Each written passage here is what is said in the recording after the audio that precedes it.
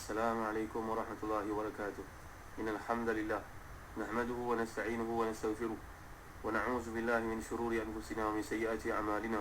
من يهده الله فلا مضل له ومن يضلل فلا هادي له وأشهد أن لا إله إلا الله وحده لا شريك له وأشهد أن محمدا عبده ورسوله.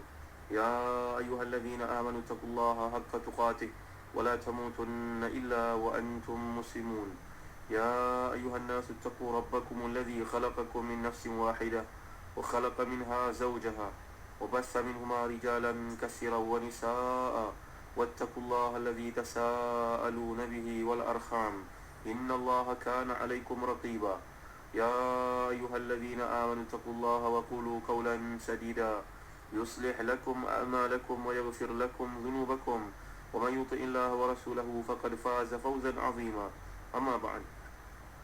Saudara Nabi bersama Adi Syarudin, sedang pendengar yang berkat sekalian, alhamdulillah, bersyukur kita kepada Allah Subhanahu Wa Taala. Kita masih lagi sedang memulakan perbincangan awal daripada surah Ghafir atau surah Al-Mu'min. Kedua-dua nama ini digunakan dalam kebanyakan Al-Quran Karim. Cuma dalam bahagian perangannya ada nama surah yang ini yang ketiga, iaitu surah Zit-Tawl, merujuk kepada perkataan yang ketiga dalam ayat yang ketiga daripada surah ini. Firman Allah Subhanahu wa taala, Bismillahirrahmanirrahim. Hamim. Tanzilul kitab min Allahil Azizil Alim. Ghafiril dhanbi wa qabilit tawbi shadidil iqabi lit-tawl. La ilaha illa huwa ilaihil masir. Sadaqallahul azim. Hamim, kitab ini diturunkan oleh Allah yang Maha Perkasa, Maha Mengetahui, yang mengampuni dosa, yang menerima taubat dan keras hukumannya, yang memiliki kurnia. Tidak Tuhan selain Dia, hanya kepadanya lah semua makhluk kembali. Muslim-muslimat ini boleh Allah sekalian, yang terdahulu kita telah bincangkan kewajaran permulaan surah ini dengan huruf muqatta'at, seperti Hamim ke, Alif Lam Mim ke, Alif Lam Mim Sad ke, Alif Lam Mim Ra ke, Kaf Ha Ya Ain Sad ke. Adalah sesuatu perkara yang dikehendaki di sebaliknya. Tidak lagi daripada dua matlamat telah kita uraikan dahulu. Jadi dalam ayat kedua ini Allah jelaskan Al-Quran diturunkan daripada Allah yang Maha Perkasa, Maha Mengetahui. Perbezaan ilmu Allah dengan ilmu manusia ini dapat dilihat pada 6 perkara. 6 karakteristik ilmu Allah SWT ni bandingkan ilmu manusia. Ilmu manusia ni terbatas. Ilmu manusia ni mesti perlu kepada mekanisme, ada perantaraannya. Ilmu manusia ni akan hilang, luput. Ilmu manusia ni disebabkan satu perkara datang kepadanya, bukan diperoleh dengan sewenang-wenang, lahir bersama dengan ilmu. Tidak. Berbeza daripada ilmu Allah SWT yang bersifat sebati dengan Allah SWT. Ilmu itu milik Allah SWT secara mutlak, mengetahui sebelum, sedang dan selepas. Beza daripada ilmu manusia. Kemudian pada hujung ayat yang kedua, Minallahil Azizil Alim. Tanzilul kitab Minallahil Azizil Alim. Salah satu kesan ditutup oleh Allah ayat ini dengan perkataan Aziz, bahawa nak tunjukkan tentangannya terhadap musuh-musuh Nabi Muhammad ketika diturunkan Quran, agar membuat semacam seperti Quran ini. Jadi Allah guna perkataan Aziz, maknanya tidak mungkin dapat dipenuhi oleh siapa pun tentangan ataupun tawaran, cabaran yang telah diberikan itu. Tidak mungkin dapat dipenuhi oleh siapa, kerana Allah bersifat dengan Aziz. Aziz maknanya tidak boleh dikalahkan. Bagi sudut yang lain, seluruh pemberitahuan dalam Al-Quran ini, informasinya adalah benar. Manusia yang dipilih untuk menyampaikannya adalah tepat, iaitu Nabi Muhammad SAW. Kerana yang menunjuk dan memilih serta sumber maklumat ini adalah Allah Subhanahu Wa Taala yang Maha Mengetahui. Jadi tidak ada tandingan, tidak boleh ditentang sama sekali. Segala tawaran untuk mencabar itu hanya diberikan oleh Allah SWT bagi membuktikan kebenaran Al-Quran. Orang-orang Mu'tazilah meyakini bahawa manusia tidak dapat memahami Quran kerana yang dipanggil sebagai as-sarfah. Sarfah maknanya melihkan. Umpamanya seorang diikat, kedua tangannya dipukul, memang dia tidak akan dapat melawan kerana dia sudah diikat. Maka itulah manusia, telah pun ditutup kemampuannya untuk mendengar Quran. Tapi bukan begitu. Ijaz yang dimaksudkan iaitu satu perkara yang tidak mampu ditandingi oleh manusia daripada awal lagi. Muslim-muslimat ini mulia Allah sekalian. Datang ayat ketiga, Ghafiril dhanbi wa qabilit tawbi shadidil iqabi lit-tawl. La ilaha illa huwa ilaihil masir. Jadi bila Allah ni Maha Perkasa, Maha Mengetahui, dapat mengalahkan siapa saja yang cuba untuk melawannya, maka tidak terbendung oleh siapa pun ketetapannya. serta tidak luput dari pengetahuannya apa pun, termasuk penderhakaan oleh golongan yang menderhaka. Namun demikian Allah SWT ni bersifat dengan sifat pengampun, menerima taubat bagi siapa yang hendak memohon keampunan dan ingin taubat kepadanya. Dalam masa yang sama, Allah ni juga mengingatkan kita tentang keras pembalasannya. Dia pemilik pemberi kurnia. Zittaul ni, taul maknanya Allah SWT memberi. Allah SWT zittaul artinya yang luas kurniaannya. Tidak ada Tuhan selain dia. La ilaha illahu, tidak ada Tuhan selain dia. Tidak ada yang layak disembah melainkan Allah Subhanahu wa taala. La ilaha illahu wa ilaihil masir. Lihat penggunaan yang Allah pilih perkataan-perkataan ini. Tidak ada yang berhak untuk disembah melainkan Dia yang Maha Perkasa, Maha Mengetahui, Maha Memberi keampunan, dan tetapi keras siksaannya.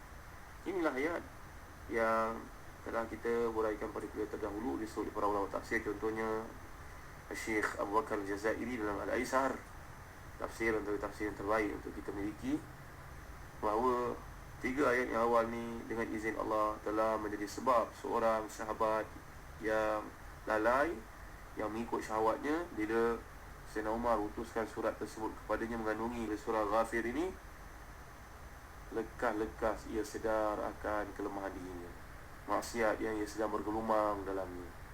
Menangis dah dia semahu-mahunya, mengalir air mata sampai masih janggut. Akhir sekali berubah kembali kepada siratul mustaqim, menjadi ridha Allah Subhanahu Wa Taala dan mati dalam iman. Bila Sayyidina Umar mendengar perkara tersebut, Sayyidina Umar kata, bukan aku punya sebab hidayah Allah itu turun, tidak, aku hanya menolongkan saja. Kita ni muslim-muslimat dimiliki Allah sekalian, janganlah bangga dengan apa yang kita buat. Kata Al-Haris Al-Muhasibi dalam satu kata-katanya yang masyhur, kita ni janganlah menyebuk-nyebukkan diri kita untuk mengungkit nikmat ataupun perkara-perkara baik kita lakukan pada orang. Ini berdasarkan kepada hadis, Tuba liman syaghalathu ujubu a'ludu bin nas. Kita kena sibuk dengan keaiban diri kita, jangan sibuk dengan kebaikan kita. Kebaikan yang ada yang kita lakukan semuanya adalah hidayah daripada Allah SWT untuk melakukan apa yang kita nak banggakan. Maka Sayyidina Umar Khattab radhiyallahu anhu telah pun berkata, bukan aku yang membawa dia hidayah, aku menolongkan saja, aku mendorong dia saja, aku menasihati saja. Maka kalau kau melihat saudara-saudara kamu lalai, jangan putus asa daripada rahmat Allah. Mohonlah bantuan hidayahnya agar turun kepada fulan tersebut dan bimbinglah dia. Jangan jadi penolong kepada syaitan untuk semakin menyesatkan saudaranya. Saudara boleh cuba amalkan, bagi anak-anak, bagi suami, bagi kawan yang degil, yang rajin bergelumang melakukan maksiat, baca 3 ayat yang awal ini. Dan ayat ini telah merubah manusia pada zaman Sayyidina Umar. InsyaAllah dengan ikhlas yang kita pun dapat merubah anak-anak kita, dapat merubah suami kita, dapat merubah kawan-kawan kita, dapat merubah umat Islam. Ini ikhtiar. Allah gunakan dalam ayat yang ketiga ni, muslim-muslimat yang dimuliakan Allah. Ghafiri dhanbi wa qabil tawbi syadidil iqab zid tawul la ilaha illa wa ilaihil masir. Tawub ini kata Imam Ibn Jarir Tabari yang tafsirnya, tawub jamak kepada perkataan taubah. Barangkali sama juga dengan tawub, barangkali sama dengan taubah, kata beliau. Jadi penggunaan kata ini bagi mengisyaratkan bahawa taubat itu banyak mana sekalipun, ia tetap akan mendapat perhatian daripada Allah Subhanahu Wa Taala. Ramai manusia bertaubat pada satu masa, tapi Allah tetap mengampunkan untuk mereka. Jadi penggunaan kata ini dalam ayat yang digunakan oleh Allah Subhanahu Wa Taala mesti yang ketiga ini, qabil taub, mengisyaratkan bahawa walau taubat tersebut tidak sepenuhnya sempurna, tapi hendaklah kita mengharapkan Allah menerima dan mengampunkan. Inilah kata Al-Biqai dalam Nazmul Durar. Seterusnya perkataan taul, taul. Taul ini digunakan untuk merujuk kepada keluasan banyaknya anugerah Allah. Sebab ada bentuk material ataupun spiritual. Kita ni bila melihat kepada anugerah, balik fikir wang yang banyak, pangkat tinggi, kedudukan mulia pada masyarakat, itu satu anugerah juga. Tapi jangan kita selama-lamanya beranggapan bahawa orang yang berpakaian hebat, berkedudukan tinggi, itu anugerah Allah untuknya kerana sesuatu kebaikan yang dibuat, kerana Allah terima amal salihnya. Tidak, belum tentu lagi muslim-muslimat sekalian. Dulu kita dah belajar tentang istidraj. Istidraj ini, pemberian Allah itu adakah merupakan satu anugerah yang sebenar ataupun ujian. Maka orang-orang kaya yang dianugerahkan Allah harta yang banyak, jangan kalian menyangka bahawa kekayaan tersebut adalah tanda Allah ridha pada kalian. Tidak, belum tentu. Berapa ramai orang-orang yang zuhud, yang pakaiannya sederhana, tidak terpandang, tapi dia menduduki tempat yang mulia di sisi Allah dan Rasul sallallahu alaihi wasallam. Berapa ramai orang yang berpakaian hebat, berkedudukan tinggi, disangka sebagai orang yang jago, disangka sebagai orang yang mulia, bangsawan, tapi di sisi Allah kamu tidak memiliki apa-apa. Allah tidak pandang kamu. Jadi muslim-muslimat ini muliakan Allah sekalian, anugerah Allah SWT ni baik berupa material ataupun spiritual. Alangkah baiknya kalau kedua-dua berhimpun dalam diri kita. Tetapi yang utamakan yang spiritual, yang rohani, anugerah Allah itu daripada yang material. Kalau manusia mengukur dengan material, kita janganlah mengukur dari material seperti mereka. Kita ukur di sisi Allah Subhanahu Wa Taala. Sebenarnya perkataan taul ini diambil perkataan tawil yang berarti panjang. Dari sini setengah ulama memahaminya dalam arti kata anugerah yang dinikmati dalam waktu yang panjang.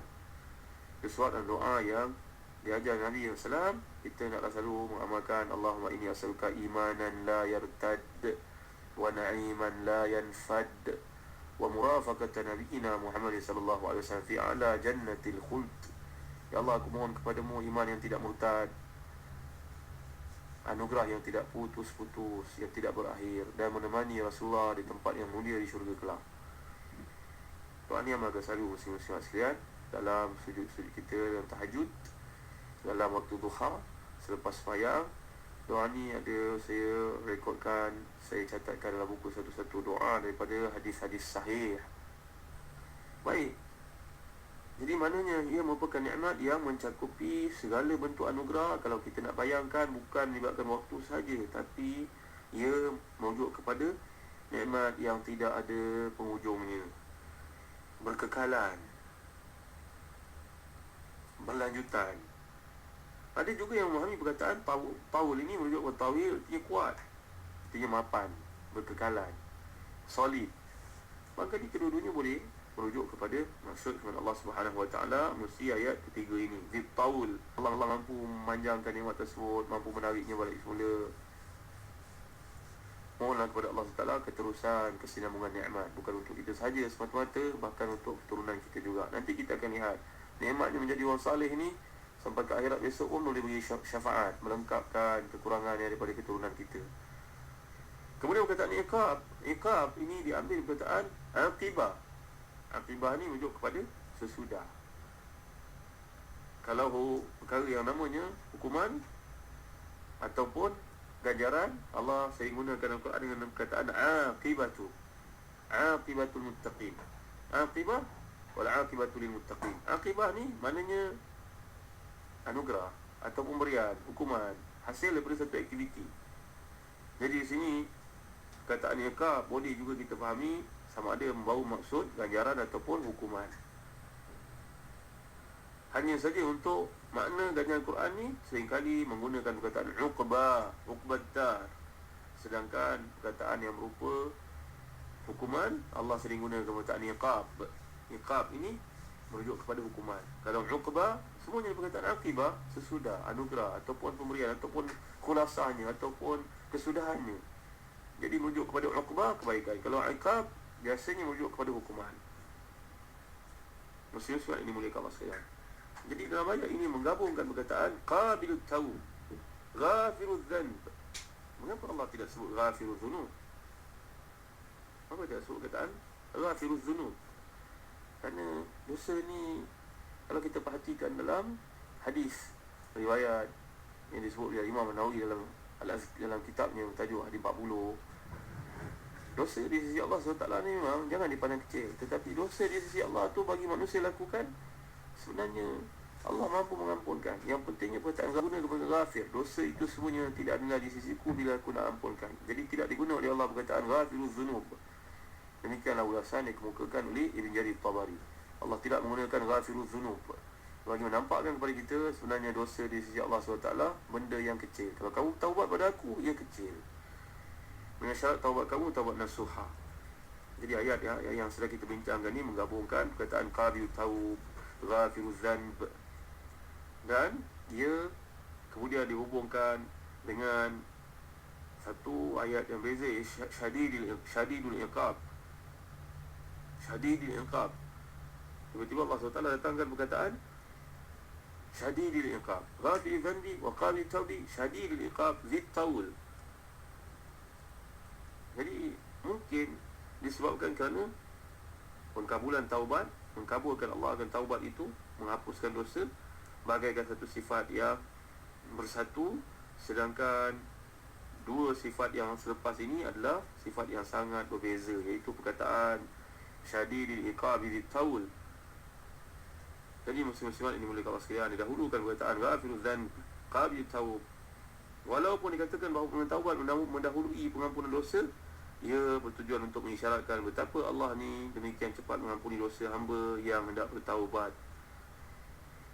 InsyaAllah kita akan lihat dalam kaitan nusi hadis tentang penjelasan isu taubat manusia ni, nusi hadis 40 pada kuliah akan datang. Allahu a'lam, sallallahu ala sayyidina Muhammad wa ala alihi wa sahbihi wa baraka wasallam. Alhamdulillahi rabbil alamin. Barakallahu fikum. Wassalamualaikum warahmatullahi wabarakatuh.